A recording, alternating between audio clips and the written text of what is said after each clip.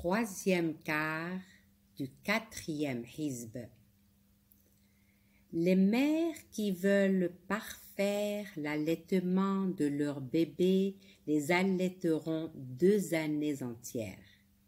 Le père de l'enfant est tenu de pourvoir à la nourriture et à l'habillement de la mère d'une manière convenable. Mais à l'impossible nul n'est tenu, et un enfant ne doit pas être une source d'ennui pour la mère ni pour le père. La même obligation incombera, le cas échéant, aux héritiers du père. Si les parents décident d'un commun accord de sévrer leur enfant, cela n'implique aucun inconvénient. De même qu'aucune faute ne vous sera imputée. Si vous mettez votre enfant en nourrice, à condition que vous acquittiez la rétribution convenue. Craignez Dieu et sachez qu'il voit parfaitement ce que vous faites. Les femmes qui ont perdu leur mari sont tenues d'observer une période de viduité de 4 mois et 10 jours. Passé ce délai, vous n'êtes plus responsable de la manière dont elles disposeront honnêtement d'elles-mêmes. Dieu est bien informé de ce que vous faites.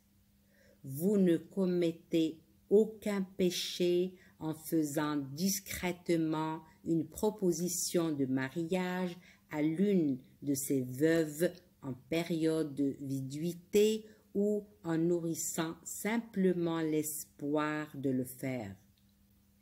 Il n'échappe pas à Dieu qu'une telle pensée peut vous affleurer l'esprit.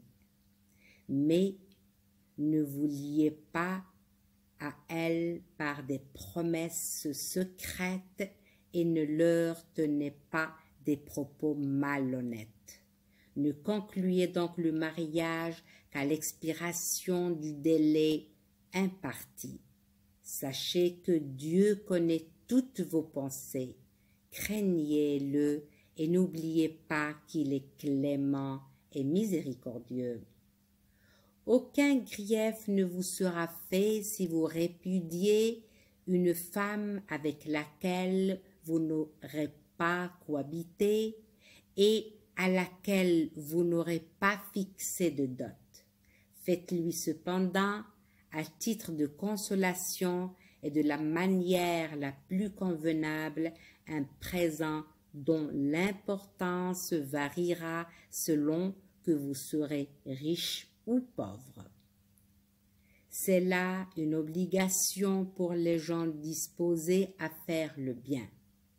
Si vous répudiez une femme sans avoir consommé le mariage, mais après avoir fixé sa dot, la moitié de celle-ci devra lui être versée, à moins qu'elle n'en fasse remise elle-même ou son représentant.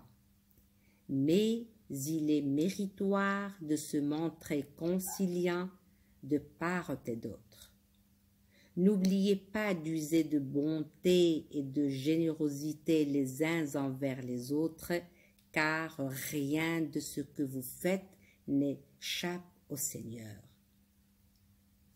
Soyez assidus aux prières, notamment à la prière médiane, et que le culte que vous rendez au Seigneur soit observé avec humilité.